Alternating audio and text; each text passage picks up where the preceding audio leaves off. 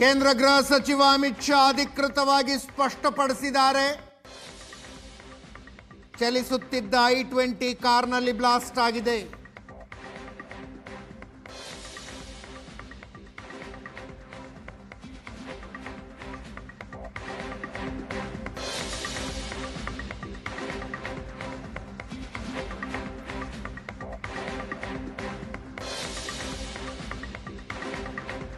ಎಲ್ಲ ಕೋನದಲ್ಲಿ ತನಿಖೆ ನಡೆಸಲಾಗ್ತಾ ಇದೆ ಅಂದ್ರು.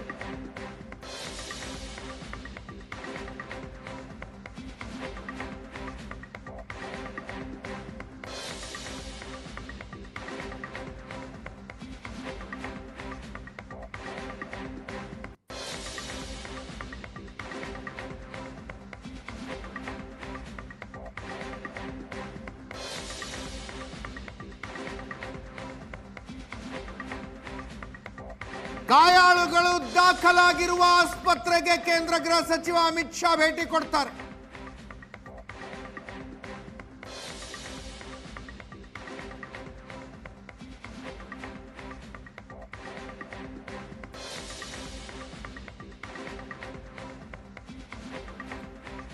ಗಾಯಾಳುಗಳ ದಾಖಲಾಗಿರುವ ಆಸ್ಪತ್ರೆಗೆ ಕೇಂದ್ರ ಗೃಹ ಸಚಿವ ಅಮಿತ್ ಶಾ ಭೇಟಿ.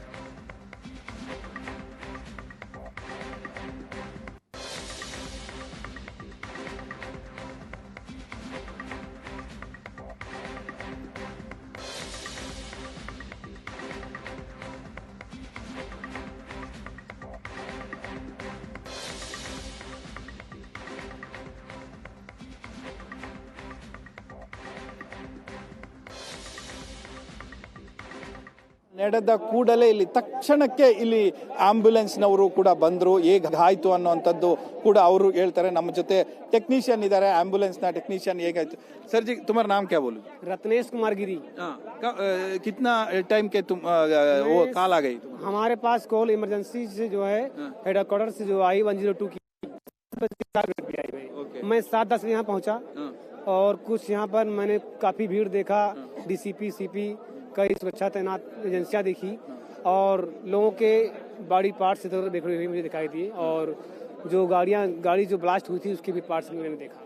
तुम निकाल दिया क्या उसी? नहीं, हमने नहीं निकाला, लेकिन अब उसकी मुआयना चल रहा था कैसे क्या इतनी जानकारी इधर से कितना लोग लेके गए? 3-4 लोग हमें सूचना मिली, ले जा चुके हैं LNGP हॉस्पिटल लोकनायक। हाँ, सारा उसी लेके टाइम पे जाने के टाइम पे सारा वो जिम में था, लाइव में था? हाँ, लाइव में था। सारा इंजरी हो गई और क्या कहाँ से कुछ ले जाते समय हमें सूचना मिली, ले जा चुके हैं यहाँ पे 3-4 लोग। ये सूचना हमने देखा नहीं, लेकिन हमें सूचना मिली कि 3-4 लोगों को ले जाया चुका है, LNGP हॉस्पिटल को एडमिट करा दिया।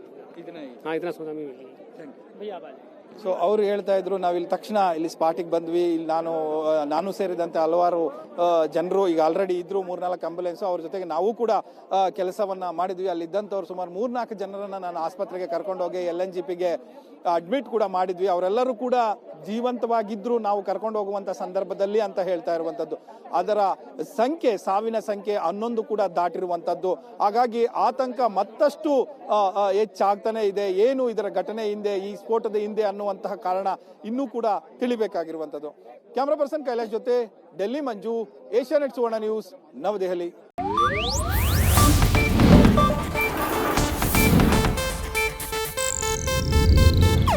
ಇದು ಏಷ್ಯಾನೆಟ್ ನ್ಯೂಸ್ ನೆಟ್ವರ್ಕ್ ಪ್ರಸ್ತುತಿ.